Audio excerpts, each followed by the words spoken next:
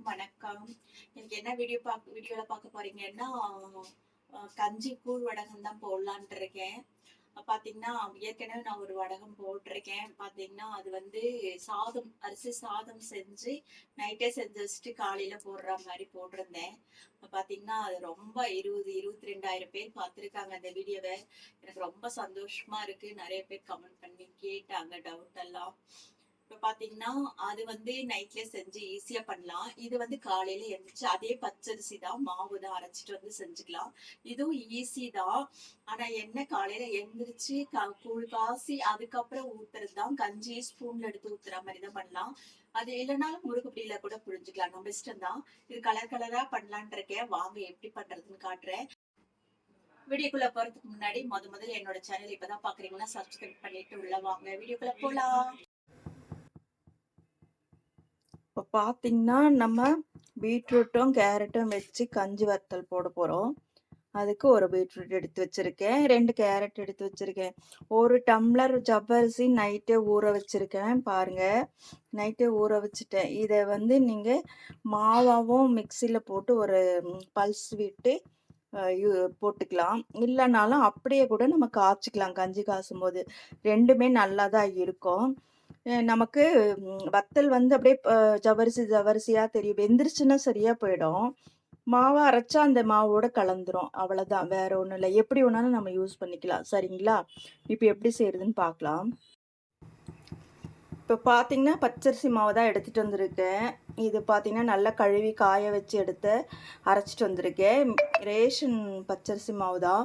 இத பார்த்தீங்கன்னா, நமக்கு எவ்வளோ வேணுமோ 4 டம்ளர் மாவுன்னா 1 டம்ளர் ஜவ்வரிசி போட்டுக்கோங்க. சரிங்களா? அதே மாரி 1 டம்ளர் மாவுக்கு 4 டம்ளர் தண்ணி கலந்துக்குங்க. அப்ப 4 டம்ளர் மாவுனா 16 டம்ளர் அந்த மாரி கலந்து விட்டுக்குங்க. இதில் ஒன்றும் பெரிய பயமெல்லாம் கிடையாது. கொஞ்சம் அதிகமாக தண்ணி போயிடுச்சுன்னா நாம் கொஞ்ச நேரம் ஸ்டவ்வில் வச்சா இறுகிடும். அவ்வளோதான். சரிங்களா? தண்ணி அப்படி பத்தலை கெட்டி ஆயிடுச்சுன்னா கொஞ்சம் சுடு தண்ணி ஆட் பண்ணிக்கலாம். அதனால் நீங்கள் ரொம்ப அளவாக வைக்கணும் அப்படி இப்படின்னெல்லாம் நீங்கள் பயந்துக்கவே வேண்டாம். சரிங்களா? வடகம் பொறுத்தவரையும் நமக்கு பிரச்சனை கிடையாது. கொஞ்சம் அதிகமாக போச்சுன்னா ஒரு 5 நிமிஷம் ஸ்டவ்வில் வச்சிங்கன்னா கெட்டி ஆகிடும். புரிஞ்சுதுங்களா? சரிங்களா? அதனால் நான் அளவு கரெக்டாக இல்லை இப்படி அப்படின்னெல்லாம் நீங்கள் எதுக்கும் பயப்படாதீங்க. இது நல்லா வரும். சரிங்களா? இப்போ பார்த்தீங்கன்னா, தேவையான அளவு மாவு எடுத்து நீங்கள் கொஞ்சம் தண்ணி விட்டு நல்லா தண்ணியை கரைச்சிக்கலாம். பாருங்க, நான் ஜவ்வரிசியை மிக்சியில் போட்டே கொண்டு வந்துட்டேன். இது மாவாவே நைஸாக இல்லை, ஓரளவுக்கு பல்ஸ் விட்டு எடுத்துகிட்டு வந்திருக்கேன். இதை நம்ம வந்து கஞ்சியோட கலந்துக்கலாம். சரிங்களா?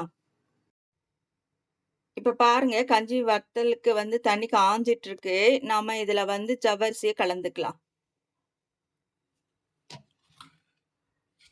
நல்லா கொஞ்சம் சிம்ல வச்சு கட்டி வட்டி இல்லாம நீங்க இது கலரணும். மெயினா அடிபிடிக்காம பார்த்துக்கணும். சரிங்களா? இப்ப பார்த்தீங்கன்னா, காரத்துக்கு நமக்கு எவ்வளவு வேணுமோ அந்த அளவுக்கு போட்டுக்கலாம். நான் பாருங்க ஒரு 5, 6 பச்சை மிளகாவ மிக்ஸில அரைச்சு போட போறேன். காய் பார்த்தீங்கன்னா, பீட்ரூட்டும், கேரட்டும் தனித்தனியா கட் பண்ணி நம்ம மிக்ஸில போட்டு பேஸ்ட்டா அரைச்சுக்கணும். அது எப்படி அரைக்கிறதுன்னு காட்டுறேன். முதல்ல நம்ம பச்சை மிளகாவ அரைச்சுக்கலாம். பாருங்க, ஜவ்வரிசி கொதிச்சிட்டு இருக்கு. இப்ப நம்ம அரைச்சு வச்ச பேஸ்ட் பச்சை மிளகாவையும் கொட்டிக்கலாம். அப்புறம் 1 ஸ்பூன் நெறைய ஜீரகம் போட்டுக்கலாம். நான் அளவா செய்யறேன். அதனால தான் பார்த்து போட்டுட்டு இருக்கேன். நீங்க வந்து 1 கிலோ, 2 கிலோ அந்த மாதிரி நெறைய செய்யறப்போ அதுக்கு தகுந்த மாரி ஜீரகம் போட்டுக்கோங்க. சரிங்களா? இப்போ இது கொதிக்கட்டும். பாருங்க, நான் கேரட்ட வந்து நான் கட் பண்ணி மிக்ஸி ஜார்ல போட்டிருக்கேன். இத நல்லா நம்ம பேஸ்ட்டா அரைச்சிட்டு வந்துக்கலாம். இப்போ பார்த்தீங்கன்னா, இதே மாதிரி பீட்ரூட்டும் அரைச்சுக்கலாம். இந்த மாதிரி நம்ம கலரா செய்யும்போது குழந்தைங்களுக்கு ரொம்ப பிடிக்கும். பார்க்குறதுக்கும் நல்லாயிருக்கும். அப்புறம் நேச்சரான கலராக இருக்கும். நம்ம வந்து கலரு கேசரி பவுட்ரு அது இது போடுறதுக்கு இது பார்த்திங்கன்னா ஒவ்வொன்றும் நாமளே வீட்டில் செய்யும்போது இது சத்தாகவும் இருக்கும். கேரட்டு, பீட்ரூட்டு கலராகவும் இருக்கும் பார்க்குறதுக்கு. எல்லாமே ரொம்ப நல்லது. சரிங்களா? அதனால இந்த மாதிரியெல்லாம் நம்மளே வீட்டில் செஞ்சுக்கலாம். இப்போ பார்த்தீங்கன்னா, இதை நம்ம பேஸ்ட் அரைச்சிக்கலாம். இன்னொரு விஷயம் என்னென்னா, நம்ம வந்து ஒரே கேரட்டே செய்கிறதா இருந்தால் அரைச்சி இந்த மாவு கூழ்விலே ஊற்றிக்கலாம் சரிங்களா. இல்லை தனித்தனியாக ஒரு 4-5 3 கலர் அப்படி செய்கிற மாதிரி இருந்ததுன்னா இந்த மாதிரி தனித்தனியாக அரைச்சிக்கலாம் சரிங்களா. பாருங்கள் கேரட் அரைச்சிட்டு வந்திருக்கேன். இது நம்ம அப்படியே கூட கலந்துக்கலாம், இல்லை திப்பி திப்பியாக இருக்குன்னா நம்ம வடிகட்டி கூட கலந்துக்கலாம் சரிங்களா. இப்போ வடிகட்டிக்கலாம். இதே மாதிரி பீட்ரூட்டையும் அரைச்சிட்டு வந்துடுறேன். இப்போ பார்த்திங்கன்னா கேரட்டை நான் மிக்சியில் அடித்து வடிகட்டி வச்சுட்டேன், பீட்ரூட்டும் வடிகட்டியாச்சு, இப்போ அரிசி மாவும் கலக்கி வச்சுட்டேன். இப்போது நம்ம கஞ்சி காய்ச்சிக்கலாம். தண்ணி கொதிச்சிட்ருக்கு, ஜவ்வரிசி வெந்துட்டுருக்கு. நீங்கள் இதெல்லாம் செய்யறதுக்கு முன்னாடியே நீங்கள் பீட்ரூட்டு கேரட்டெல்லாம் அரைச்சி வச்சுக்கோங்க, அப்போ தான் ஈஸியாக இருக்கும் சரிங்களா. இப்போ தண்ணி கொதிச்சிட்ருக்கு, நான் உப்பு பெருங்காயத்தூள் ரெண்டும் போடலை, மாவு கலந்துட்டு போட்டுக்கலாம் அப்படின்னு சொல்லிட்டு இருக்கேன். இப்போ நம்ம மாவை கலக்கிக்கலாம். கொஞ்சம் கொஞ்சமாக ஊற்றி கட்டி இல்லாமல் கலந்துக்கணும் சரிங்களா. பார்த்தீங்களா மாவு விட்டுட்டேன். இப்போ மாவு விட்டாச்சு. அடி பிடிக்காமல் சிம்மில் வச்சு கொஞ்சம் நல்லா கரண்டி கை விடாமல் கலக்கணும். இப்போது நம்ம உப்பு போட்டுக்கலாம். அதே மாதிரி கட்டி பெருங்காயம் இருந்ததுன்னா கொஞ்சம் தண்ணியில் கரைச்சி போடுங்க, தூளை வந்து அப்படியே போட்டுக்குங்க சரிங்களா.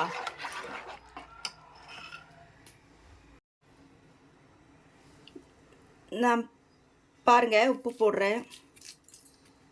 கடைசி கொஞ்சம் வாயில் வச்சு பார்த்தோம்னா நமக்கு உப்பு ரொம்ப கம்மியாக இருந்தால் கொஞ்சம் சால்ட் உப்பு கலந்துக்கலாம் சரிங்களா. இப்போ கஞ்சி ரெடி ஆகிட்டுருச்சு.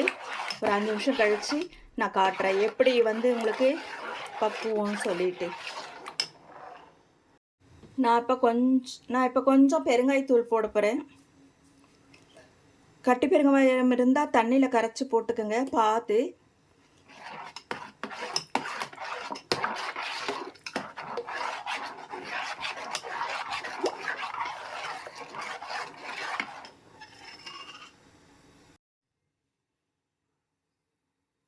பாருங்க கஞ்சி வடகம் ரெடி ஆயிடுச்சு. இந்த பதம் தான் இருக்கணும், கையில் தொட்டால் ஒட்டவே கூடாது, அந்த மாதிரி இருக்கணும். இந்த மாதிரி இருந்தால் தான் கரண்டியில் எடுத்து ஊற்ற முடியும். இப்போ நம்ம ஸ்டவ் ஆஃப் பண்ணிவிட்டு ஒவ்வொன்றுத்துலேயும் கலந்துக்கலாம். கஞ்சியை கேரட்லேயும் பீட்ரூட்லேயும் தனித்தனியாக இருக்குல்ல கலந்துக்கலாம். நம்மளால் அப்படியே சாய்க்க முடியாது, அதனால எடுத்து ஊற்றுறேன். கரண்டியில் ஊற்றுற மாதிரி இருக்கணும், அப்போ தான் உங்களுக்கு வந்து சின்ன சின்னதாக ஊற்ற முடியும் சரிங்களா. தேவையான அளவு கலந்துக்குங்க. உங்களுக்கு ஒரே ஆள் இருக்கேன் தனியாக செய்ய முடியாதுன்னா இன்றைக்கி கேரட்டு நாளைக்கு பீட்ரூட்டு அந்த மாதிரி போட்டு செஞ்சுக்குங்க.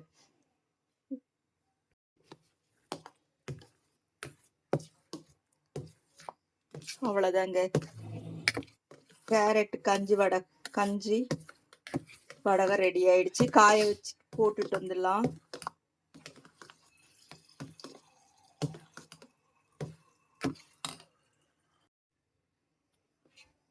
பீட்ரூட்லேயே ஊற்றியாச்சு, நல்லா கலந்துக்கலாம். நீங்கள் தனித்தனியாக செய்கிற மாதிரி இருந்ததுன்னா நீங்கள் அந்த மாவு கஞ்சிலேயே கலந்துக்கலாம் சரிங்களா. ஒரு நாளைக்கு கேரட் ஒரு நாளைக்கு பீட்ரூட் அந்த மாதிரி செய்கிற மாதிரி இருந்தால், 2-3 ஐட்டம் ஒன்றா செய்கிற மாதிரி இருந்தால் 2-3ன்னா கேரட் பீட்ரூட்டு, கீரையில் கூட செய்யலாம் சரிங்களா, ஆனியனில் செய்யலாம். அந்த மாதிரி தனித்தனியாக செய்யும் போது நீங்கள் இந்த மாதிரி தான் எடுத்து கலந்துக்கணும். பச்சை வாசல்லாம் வராதுங்க, இந்த சூட்லேயே பீட்ரூட்டோட இது சாறு தானே பார்த்தீங்களா. இப்போ நம்ம கொஞ்சம் ஆறுன அப்புறம் ஊற்றுறதுக்கு சரியாக போயிடும். பாருங்கள் பீட்ரூட் ரெடி ஆயிடுச்சு, கேரட் ரெடி ஆயிடுச்சு, இப்போது ஒயிட் கஞ்சியே ரெடி ஆயிடுச்சு. அவ்வளோதாங்க, நீ வடகம் போட்டுடலாம். இப்போ பார்த்தீங்கன்னா கூழ் வடகம் கஞ்சி கூழ் காய்ச்சி ஊற்றியாச்சு, வெயிலில் காயுது பாருங்க, நல்லா காஞ்சிருச்சு, நல்லா கலன்னு சவுண்டு வருது பாருங்க. சூப்பராக காய வச்சாச்சு. இப்போ நம்ம பொரிச்சிக்கலாம் சரிங்களா. எப்படி வந்திருக்குன்னு பார்க்கலாம். பாருங்கள் தனித்தனியாக எடுத்து வச்சுருக்கேன், பீட்ரூட்டு கேரட்டு வெள்ளை ஒயிட்டு எப்பவும் போல் சாதாது. இப்போது எண்ணெயில் பொரிச்சிக்கலாம் நம்ம.